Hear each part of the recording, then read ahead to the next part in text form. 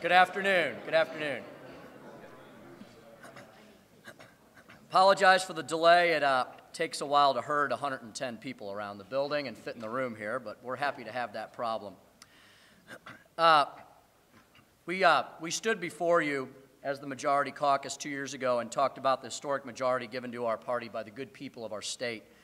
It's my great pleasure and immense honor to say we've made history once again, and I'm extremely proud to be one of the 110 members of our caucus, which is now numerically the largest Republican majority ever in the history of the Missouri House.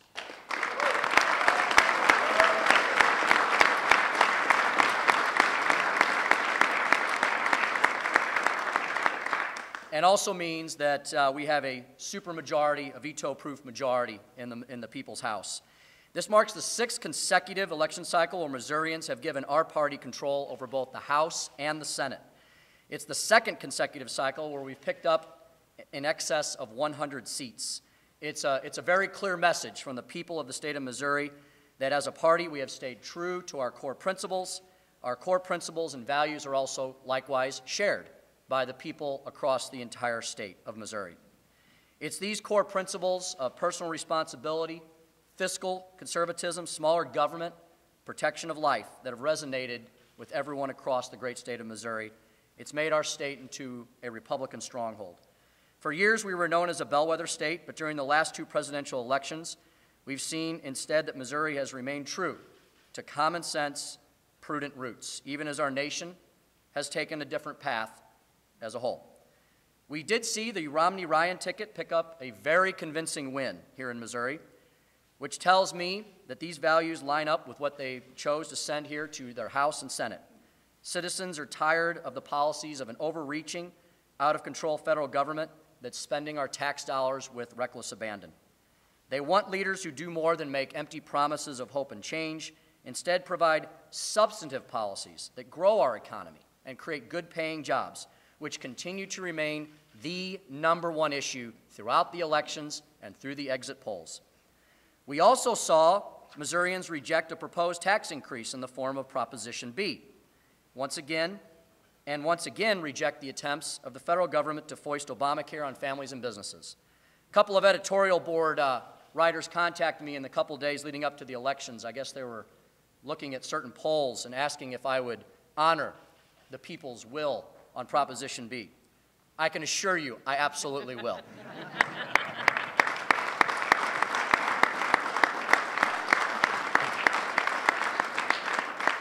You know, these are issues Missourians have spoken about clearly on in recent years, issues we've fought against in order to protect Missouri families. It's a fight for states' rights that continues, a preservation of our most fundamental freedoms that will continue to wage in years to come. Someone who's worked right alongside the House for over 8 years now is our current and future Lieutenant Governor, Peter Kinder. I'm very excited to see the people decided he should continue fighting by us and by our side. Our Lieutenant Governor has been a leader in our party for years. Many of us have a very strong working relationship with him. He's one of the hardest working public servants our state has ever seen. I continue to look forward to that relationship moving forward. In addition, the now independent Governor Jay Nixon is back for another term.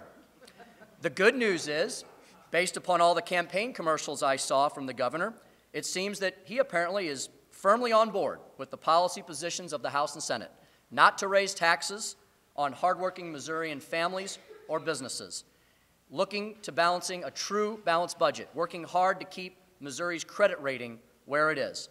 I'm so happy that the governor has chosen to follow the lead of the House and the Senate. We look forward to establishing a productive relationship with his administration as we work to advance the conservative agenda he has repeatedly told Missourian voters that he supports, and again told them again and again over the last few months. Even with his perhaps newfound conservatism, I'm sure the governor will disagree with us from time to time on some big-ticket items. We have those disagreements within a majority, within our caucus from time to time. We have our disagreements from time to time with the Senate. But my intention is to work with all of the leaders in government for Missourians, not for party. I'm sure everyone is anxious to ask questions about what our approach will be now that we have a veto-proof majority in the House. Let me simply say this. We stand ready and willing to sit down at the table with Governor Nixon and to find common ground. I intend on meeting with the governor in the very near future after I discuss our priorities with my caucus, with our caucus leadership, with our caucus members, and with the leaders of the Senate, who I know will be chosen tomorrow. After we have the opportunity to analyze the election returns and speak with all the leadership within our caucuses in both chambers, I will be more than happy to sit down with the governor and work towards helping establish an agenda for all Missourians. At the same time, the governor will need to understand the importance of true, actual negotiation during the legislative process, as the checkmate that he possesses in the form of a veto is now equaled by the overwhelming numbers that we have in the House and the Senate. It's a dynamic that I hope will result in fruitful discussion and allow us to advance policies the people of the state elected us to put into place. I look forward to building a stronger relationship with my colleagues in the Senate. As many of you have heard me say over the last several years, I believe I have an excellent working relationship with Senator Dempsey, who I understand is the person who's running unopposed for Senate Pro Tem.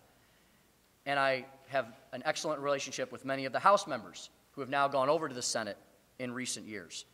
I believe we are at a point now where the chambers can truly work together to accomplish great goals. When I was given the immense honor of becoming Speaker of the House just a few months ago, which I can tell you now, having had that experience now for a couple months under my belt, the mantle of responsibility is heavy. The responsibility is great. It is a position I do not take lightly. But I respect and I thank the faith and the trust that my caucus members have put in me for this position. I promise them, because I owe my promises first and foremost to the caucus I serve, is that I will work with all elected officials from both sides of the aisle, but I will not waver from the core principles that I know this caucus stands for. As we look ahead to January, I'm excited about the prospect of tackling many of those big issues that have stalled in recent years. The people of the state of Missouri have spoken loudly. The message that they send to us is one of a mandate that must be bold and ambitious. We'll focus on the effort that I believe might have been Senator Dempsey nicknamed the Triple E: economic development, energy, and education reform. In economic development, there's been a great deal of discussion. There's been some progress, but we're still waiting to see something that truly advances the principles in that area. I am hopeful that the leaders of the Senate, the leaders in the House, and the leadership from the governor will help us achieve results there. We want our tax burden and our regulatory burden to be low. That has everything to do with economic development and job creation. Our government must remain small and efficient, and the tools in our economic development tool chest must be effective. We must look to cut taxes, cap programs that need to be capped, and create new incentives that will be helpful for all Missourians. We must move towards true energy independence. We've seen some very frightening initiatives come out of the federal government in the last few years that would be devastating on Missouri's energy future. I'm looking forward to working with all the stakeholders and all the parties in our state to move Missouri forward towards energy independence. There's an extremely exciting opportunity on the horizon I know many of you have covered relating to the small modular nuclear reactor opportunity that is available towards some of our partners here in Missouri. There was a huge seminar just a couple of weeks ago in the city of St. Louis where vendors who were interested in that issue gathered. I believe the governor made an appearance and legislative leaders from both sides of the aisle. We stand ready to assist Ameren and Westinghouse in that extremely transformative project that could reestablish manufacturing in our state. In education, we've seen now from all the studies that have been done and all the arguments that have been undertaken across this country that simply increasing funding does not simply increase the results from our education system. We have seen bold initiatives being accomplished by bipartisan governors and legislators across this country in a bipartisan way move forward in true substantive education reform.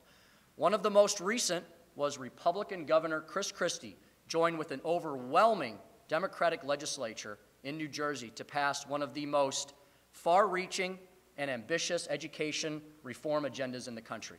Governor Bobby Jindal has done it along with Democrats in Louisiana. Other governors in other states have undertaken that issue and moved it forward in a true substantive way.